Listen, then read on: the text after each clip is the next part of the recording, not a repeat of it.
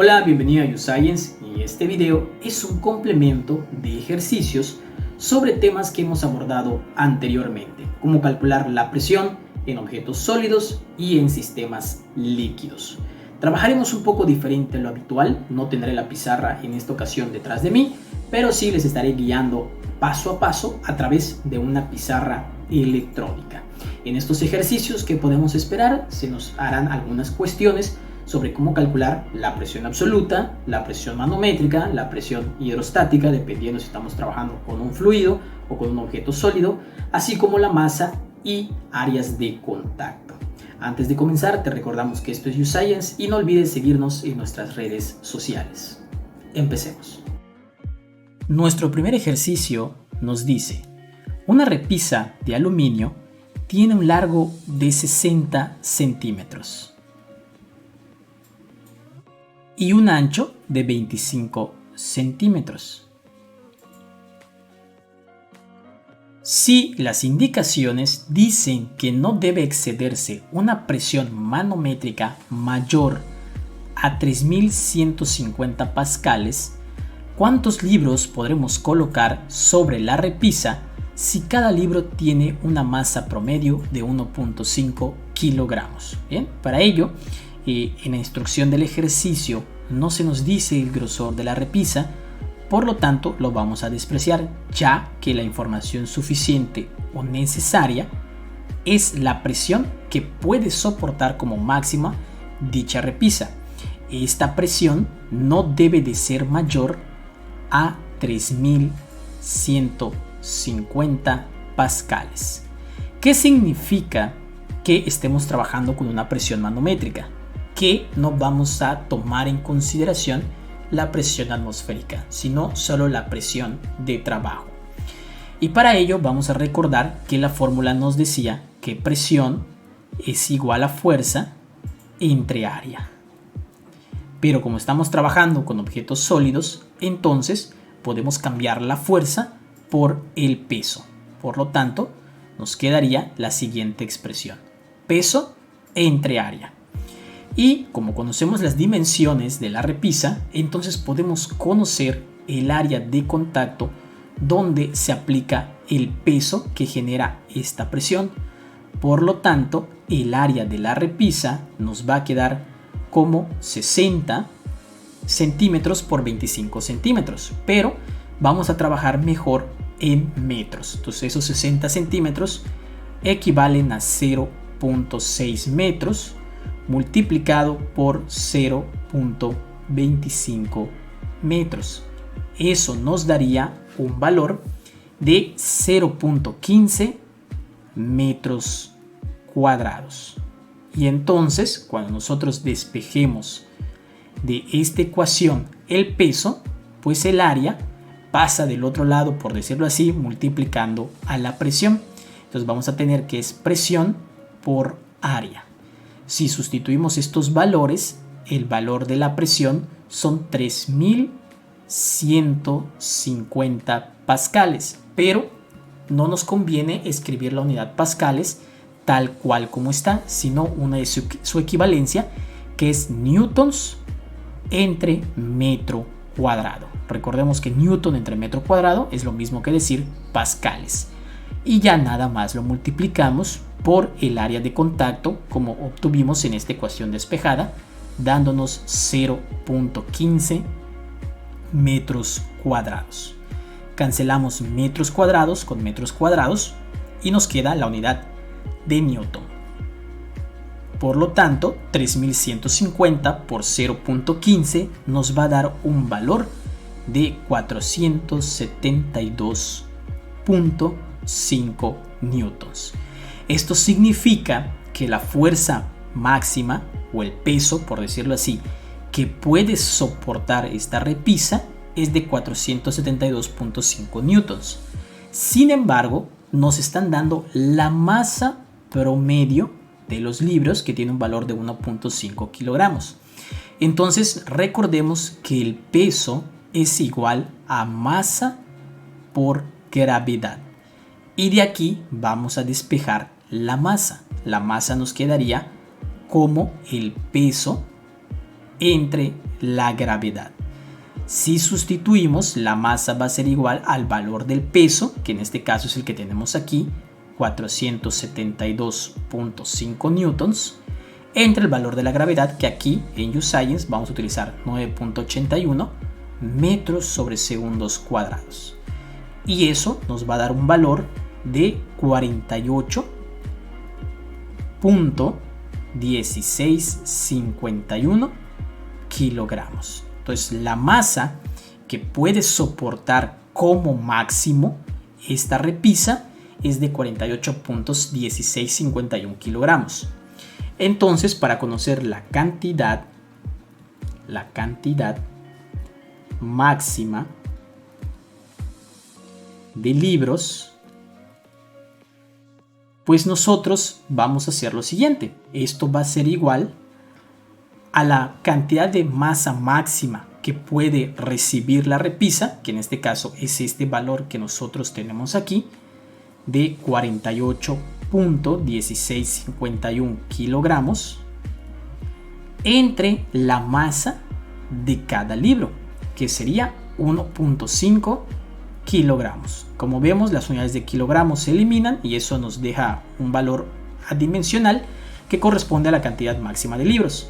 Entonces este valor va a ser igual a 48.1651 entre 1.5 a 32.11 libros. Pero vamos a despreciar este punto 11 para llevarlo a una situación de la vida real. Y entonces como máximo tenemos 32 libros. Es decir, que en esta repisa la cantidad máxima de libros que podemos colocar sobre ella es de 32. Si nosotros llegáramos a colocar un libro más, es decir, 33 libros, la repisa se va a caer. Entonces lo máximo que podemos colocar sobre ella son 32 libros. Para nuestro segundo ejercicio se nos dice: un tanque abierto a la atmósfera contiene 5.7 metros de agua cubierto con 2.8 metros de queroseno. Para ello vamos a dibujar o hacer un pequeño bosquejo de la información que eso nos está proporcionando. De aquí, en este tanque, tenemos una altura de agua de 5.7 metros. Esto es de agua. Y esta cantidad de agua va a estar cubierto por queroseno. Para ello vamos a identificar a este fluido de la siguiente manera. Tenemos una altura de 2.8 metros de queroseno. Pero este tanque además está abierto a la atmósfera. Eso significa que va a experimentar la presión atmosférica, que recordemos que tiene un valor de 101.325 pascales. Y se nos pregunta, ¿cuál es la presión absoluta que se experimenta en el fondo del recipiente? Entonces nosotros necesitamos conocer la presión absoluta aquí en el fondo del recipiente. Recordemos que como estamos trabajando un sistema líquido, entonces la presión absoluta va a ser igual a la presión hidrostática que generan estos dos fluidos por su altura más la presión atmosférica. Entonces nuestro objetivo es encontrar la presión hidrostática que se genera por dichos fluidos. Pero recordemos que de la fórmula de presión hidrostática, esta es igual a la densidad del fluido en cuestión por la gravedad por la altura. Aunque conocemos de manera indirecta la densidad del agua, la del queroseno no. Pero con este dato que nosotros tenemos aquí de su peso equivalente, podemos encontrar su densidad si recordamos que la fórmula de peso equivalente es igual a la densidad del queroseno, que en este caso lo vamos a representar con la letra K, por la gravedad. Si despejamos la densidad del queroseno, nos va a quedar como el valor del peso equivalente entre la gravedad. Así, la densidad del queroseno va a ser igual a los 7.938 newtons entre metro cúbico entre el valor de la gravedad, que recordemos que estamos usando 9.81 metros sobre segundos cuadrados. Al realizar esta operación vamos a encontrar un valor de la densidad del queroseno igual a 809.17 kilogramos entre metro cúbico. De esta manera, la presión hidrostática que se genera por los dos fluidos, tenemos presión hidrostática, va a ser igual a la presión hidrostática del agua más la presión hidrostática del queroseno, porque cada líquido genera su presión hidrostática, y para conocer la presión hidrostática global, entonces vamos a sumar las presiones hidrostáticas individuales de cada fluido. Esto nos va a quedar de la siguiente manera: la densidad del agua por la gravedad por la altura del agua más la densidad del queroseno por la gravedad por la altura del queroseno. Si nosotros sustituimos, esto nos va a quedar de la siguiente manera: 1000 kilogramos, que es la densidad del agua, entre metro cúbico, por el valor de la gravedad, que es 9.81 metros sobre segundos cuadrados, por la altura que representa el agua nada más en el tanque. Esta es de 5.7 metros. Más la densidad del queroseno, 809.17 kilogramos entre metro cúbico,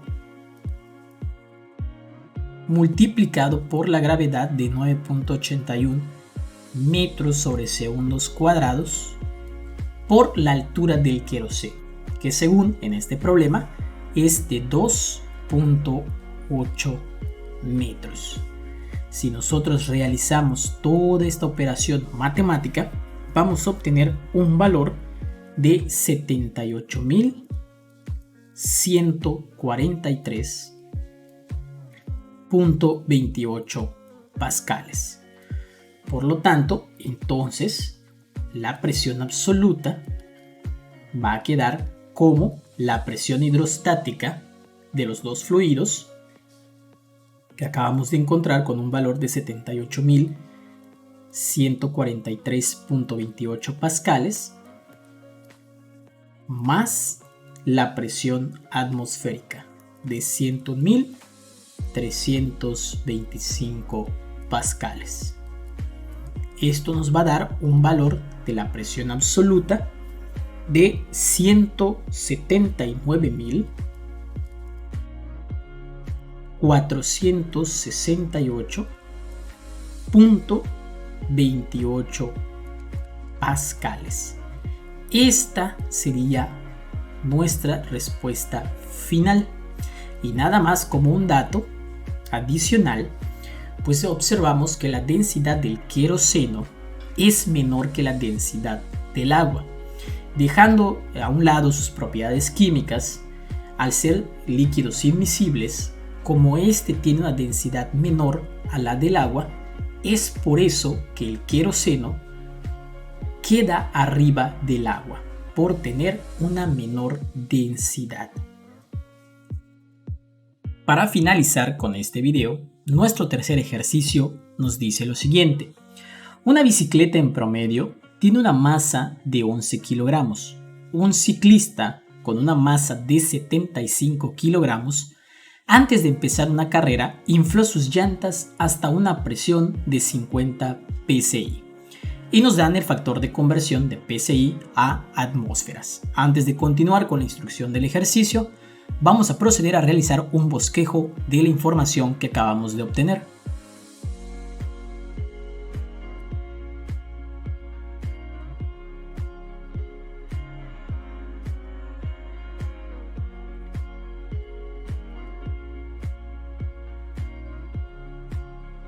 Muy bien, ya hemos registrado toda la información que acabamos de leer y tenemos una presión para cada rueda de la bicicleta de 50 psi. Sin embargo, esta presión es una presión manométrica. ¿Cómo sé que estoy hablando de una presión manométrica? Bueno, en el sistema inglés, PSI aún no se le ha agregado la presión atmosférica. PSI-A contiene a la presión atmosférica. Por lo tanto, vamos a estar trabajando con una presión manométrica todo el ejercicio. Pero como toda la demás información está en el sistema internacional, vamos a proceder a convertir estas unidades de presión a pascales. Para ello, vamos a transformar los 50 psi, tenemos 50 psi, y el primer factor de conversión es el que nos proporciona el propio ejercicio, el cual nos dice que una atmósfera tiene 14.6959 psi. Con este factor de conversión logramos eliminar las unidades de psi, pero nos estamos quedando nada más con las atmósferas, y eso tampoco es deseable para poder trabajar en el sistema internacional. Y recordemos también que una atmósfera equivale a 100.325 pascales. Con ello eliminamos atmósferas y ahora sí obtenemos la presión expresada en pascales. Al realizar esta operación matemática de 50 por 1 entre 14.6959 y el resultado, multiplicarlo por 101.325 y luego dividirlo entre 1, obtenemos un valor de 344.739 pascales. Ya tenemos la presión en el sistema internacional. Ahora, nos preguntan, ¿el peso del ciclista es lo suficiente para provocar un cambio considerable en el área de contacto de las llantas con respecto al pavimento? Justifica tu respuesta. Para ello vamos a escribir primero la ecuación de presión. Sabemos que presión es igual a fuerza entre área. Pero la fuerza que estamos experimentando aquí pues es la del peso entre área. Y el peso también sabemos que es masa por gravedad entre área. En pocas palabras podemos obtener ya una ecuación que diga presión es igual a masa por gravedad entre el área, con todo esto que hemos deducido.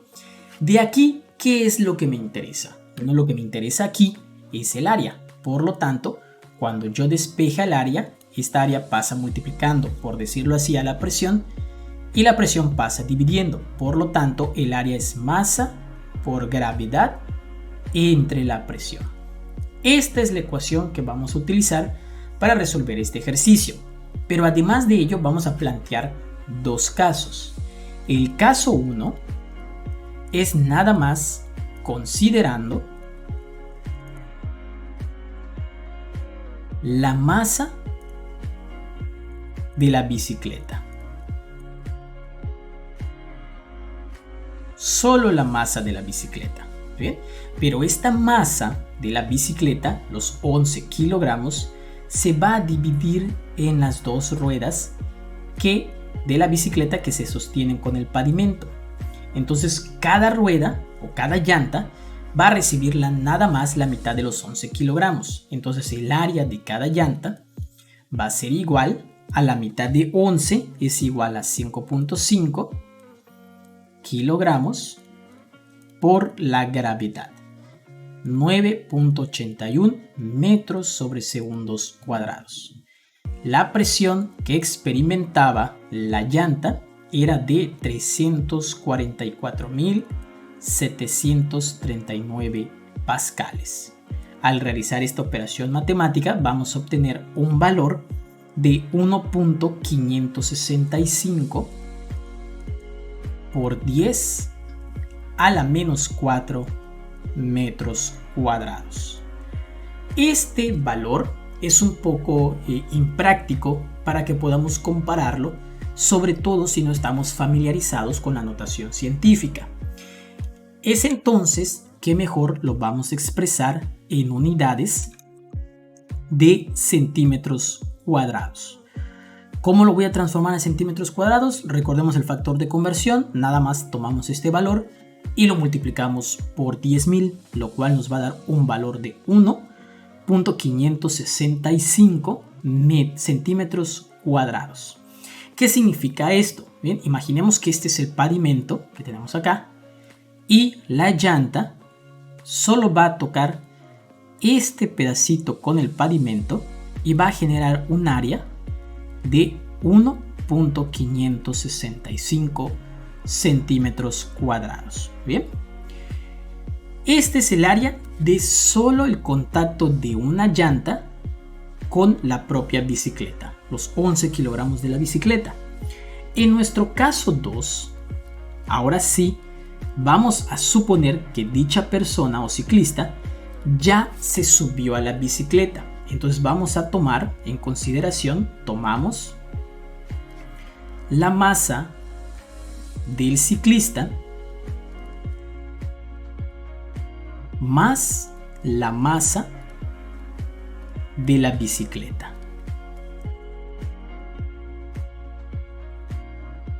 Con lo cual tenemos una masa total de 75 kilogramos más 11 kilogramos. Y esto nos va a dar un valor de 86 kilogramos.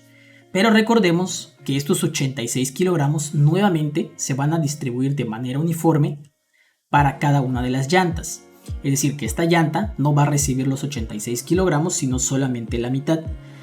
Y para no volver a diseñar todo este proceso, pues vamos a tomar nada más esta ecuación que hemos deducido, que es la que nos importa. Entonces el área va a ser igual a la masa, pero ahora, aunque tenemos 86 kilogramos, una llanta recibe la mitad, es decir, 43 kilogramos por el valor de la gravedad, 9.81 metros sobre segundos cuadrados. Y suponemos que la presión con la que fue inflada el neumático no va a variar. Vamos a suponer eso, que tiene un valor de 344.739 pascales, que este valor permanece constante. Al realizar la operación vamos a obtener un valor de 1.223 por 10 a la menos 3 metros cuadrados, y para poder compararlo vamos a transformarlo a centímetros cuadrados. Tomamos esta expresión y lo multiplicamos por 10.000, dándonos un valor de 12.236 centímetros cuadrados. Esto quiere decir que si nuevamente tomamos el ejemplo, pues el área de la llanta ha crecido ligeramente hasta un área de contacto con el pavimento de 12.236 centímetros cuadrados. Si comparamos este valor con este valor, entonces podemos decir que el peso de este ciclista sí logra cambiar considerablemente el área de contacto de la llanta con el pavimento. Y así es como hemos llegado al final de este video. No olvides regalarnos un me gusta y compartir la información para seguir creando contenido como este. Te recordamos que esto es YouScience y esperamos vernos en otro de nuestros siguientes videos.